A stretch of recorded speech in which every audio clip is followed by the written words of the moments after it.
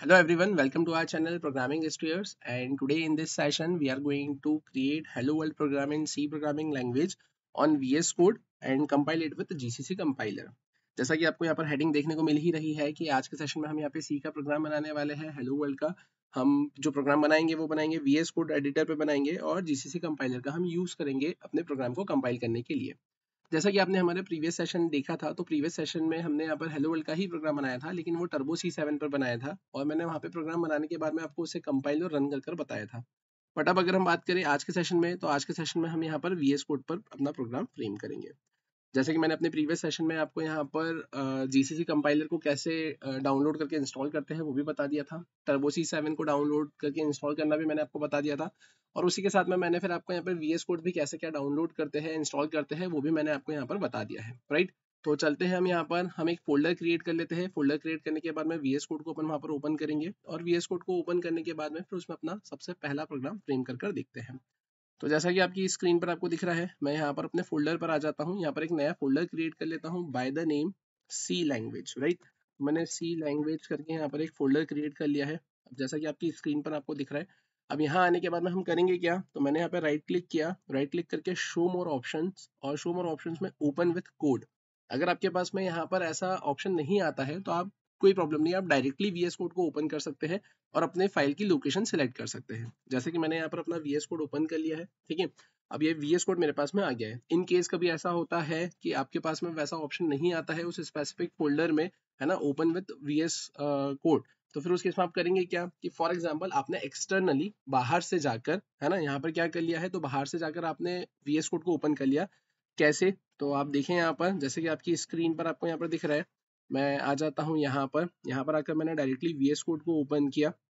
VS code को open करने के बाद में मैं करूँगा क्या, तो मैं फाइल पर आऊँगा। फाइल पर आने के बाद में ओपन फोल्डर पर आऊँगा।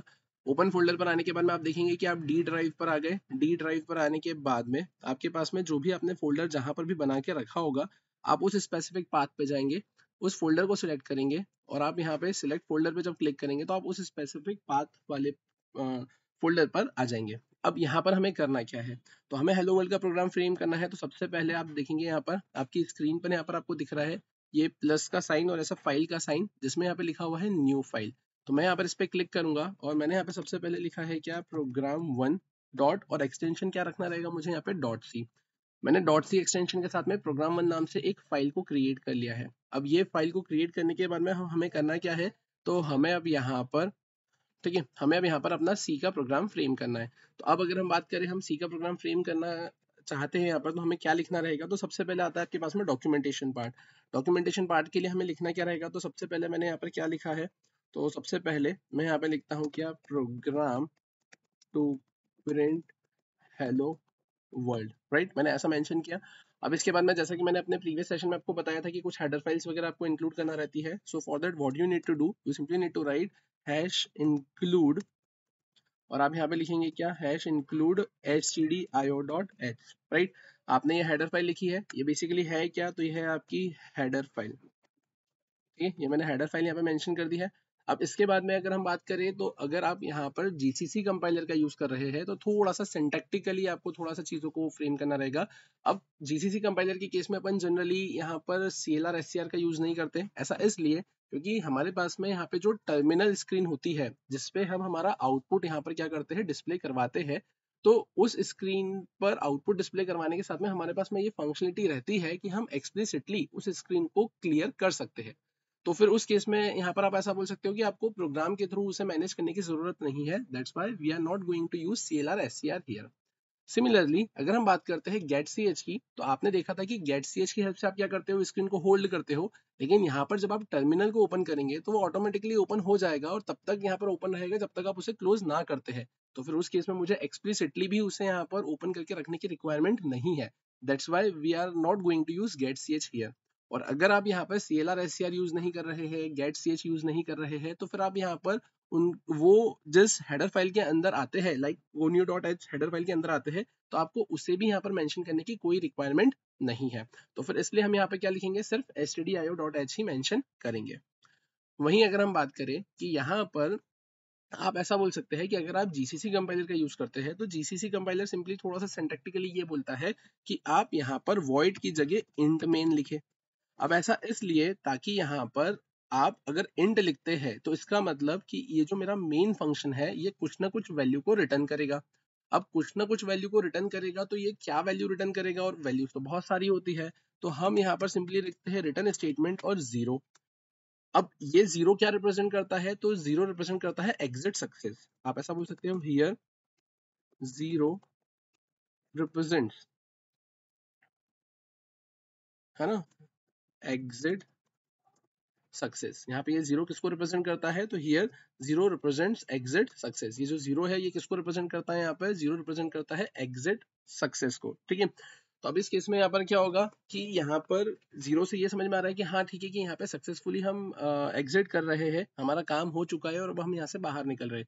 तो ये जो एग्जिट सक्सेस है ये मैसेज किसको जाता है, तो जैसा कि आपने यहाँ पे लिख के रखा हुआ है इंट, तो इसका मतलब है कि यहाँ पे जो इंटीजर वैल्यू है वो रिटर्न होगी।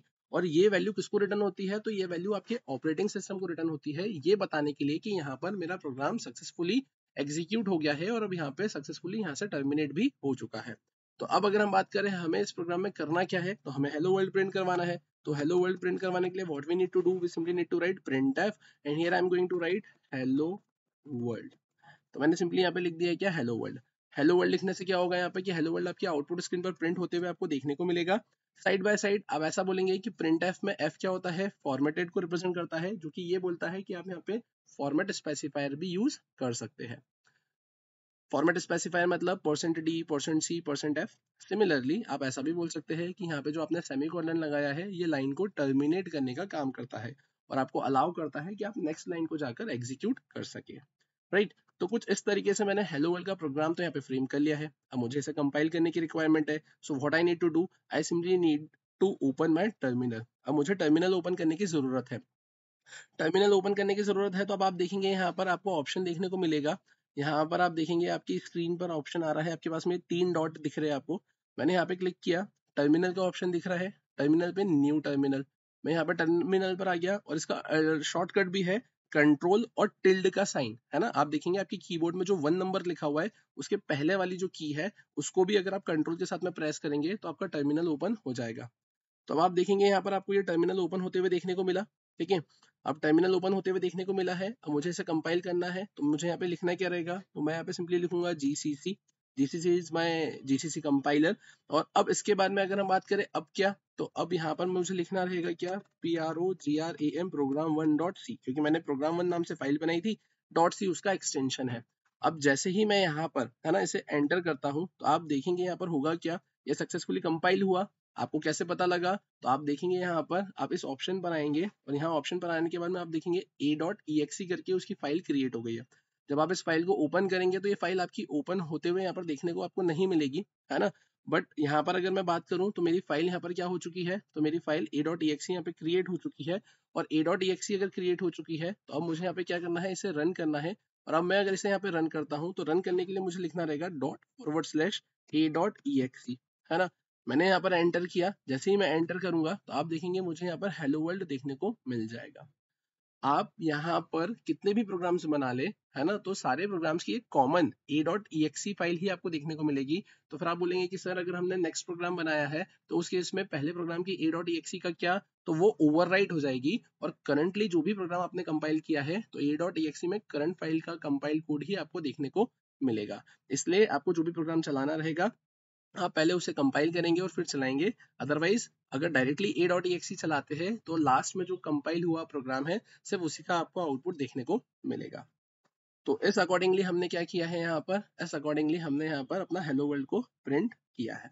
राइट, तो चलते हैं अपन यहाँ पर, ये हमारा आज का हेलो वर्ल्ड का प्रोग्राम है। इसके आगे के प्रोग्राम्स हम कंटिन्यू करेंगे हमारे नेक्स्ट सेशन में। Thank you.